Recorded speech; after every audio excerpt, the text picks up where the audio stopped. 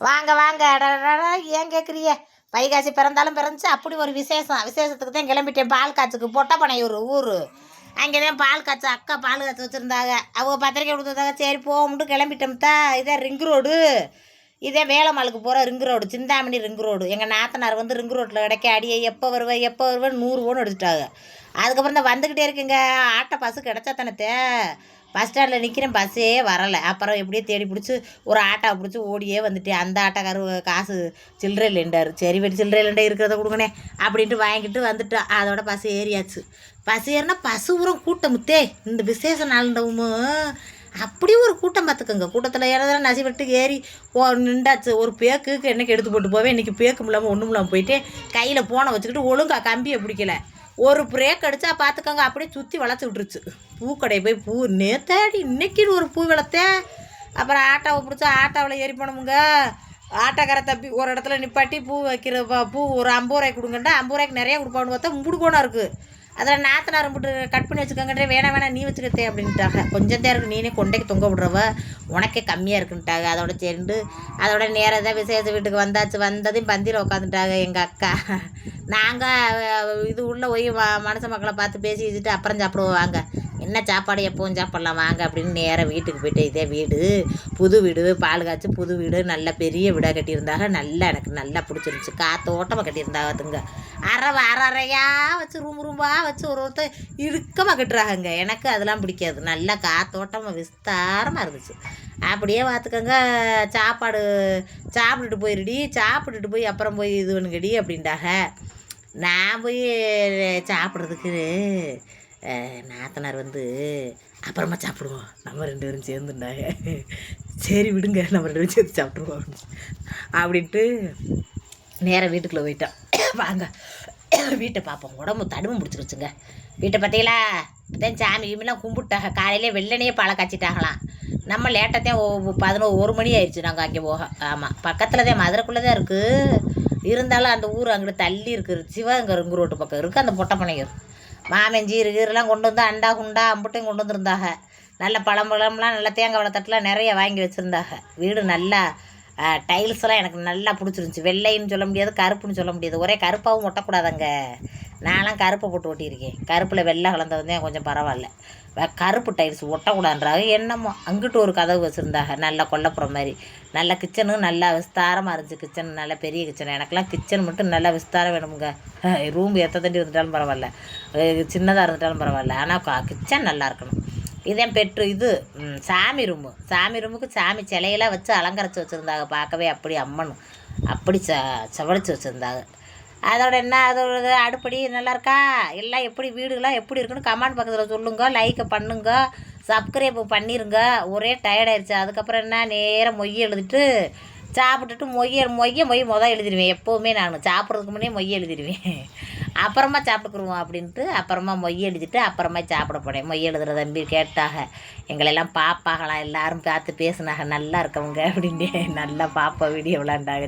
சரின்ட்டு அவங்ககிட்ட கொஞ்சம் நேரம் பேசிக்கிட்டு இருந்துட்டு அவங்க அங்கே இருக்கிறவங்க என்னை பாப்பாகலாம். சந்தோஷம் அவங்களுக்கு. என்னை வீடியோக்கெல்லாம் அடிச்சு காட்டி இந்தாங்க முடியுமா கந்துருக்காண்டு. அப்படியே வீடியோவில் இருக்கிற மாதிரியே பேசுகிறீங்களேன்றாங்க. வீடியோவில் எப்படி இருக்குமோ அப்படித்தானே வாழ்க்கை நடத்திக்கிட்டு இருக்கேன், அப்போ அப்படித்தானே வாய் வரும் அப்படின்ட்டே நான். அதுக்கப்புறம்னா காரு நாங்கள் வீட்டு காரில் விசேஷ வீட்டுக்கு வந்தவங்க முடியாமல் ஏறுத்தே உடனே கொண்டு போய் வீட்டில் ட்ராப் பண்ணுறேன் என்னைய எங்கள் அக்கா வேணும் எனக்கு. அவங்க ஏற்றிட்டாங்க வண்டியில். சரி வாங்க நம்ம காரில் போனால் ஏசி பத்தலை.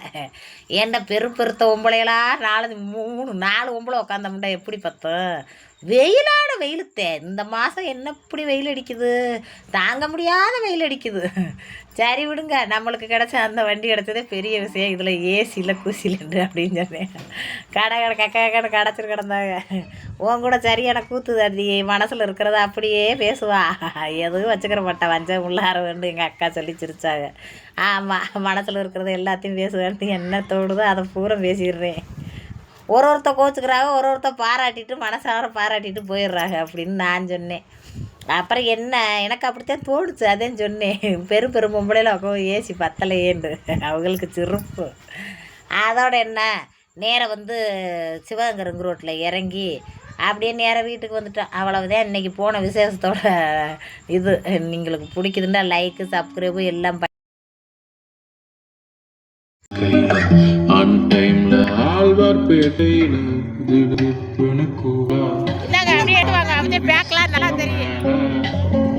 அவன் காத்துல உன் மல்லி வாசம் அவ குழந்தை போல சிரிச்சா 2013 நினைவிருக்கு அன்னைக்கு ஃபுல் மூணு விளக்கு வெளிச்சத்துல மிதந்து வந்த பூவை பிடிச்சா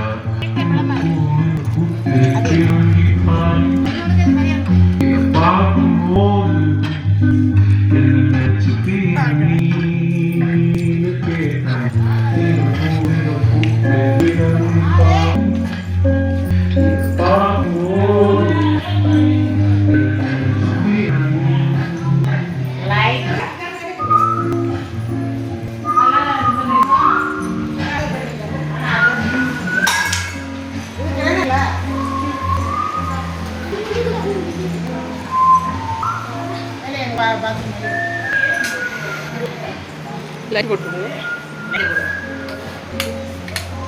அப்புறமா சாட்சி என்ன சொன்ன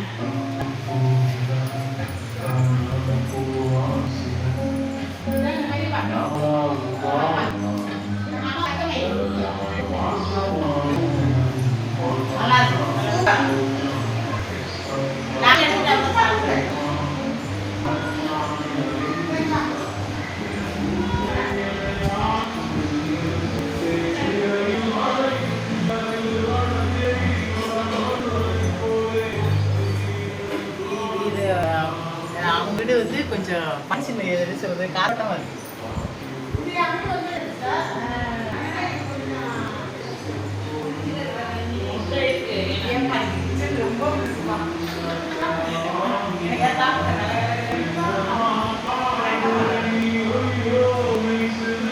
நீங்க எல்லாரும் டிவிக்குள்ள இருக்கிற மாதிரி இருக்கு இந்த இடத்துல இருந்து பார்த்தா.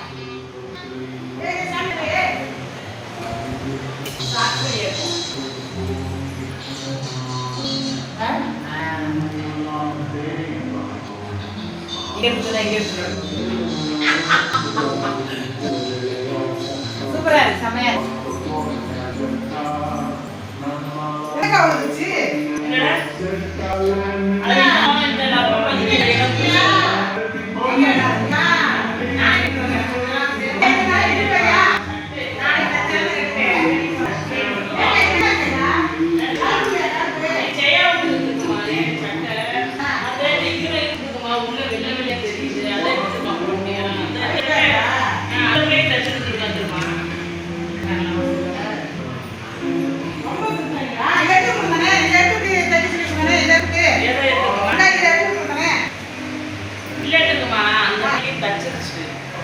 அதை நம்ம துணி இருக்கலாம்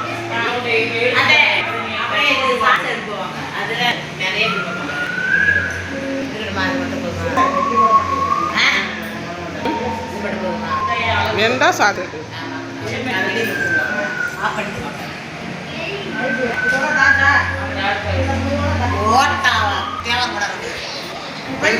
அவங்கெல்லாம் நாட்டுக்காண்டி படுபட்டவங்க எத்தனை பேருமே நாட்டுக்காண்டி படுபட்டா எங்க மாவனாரா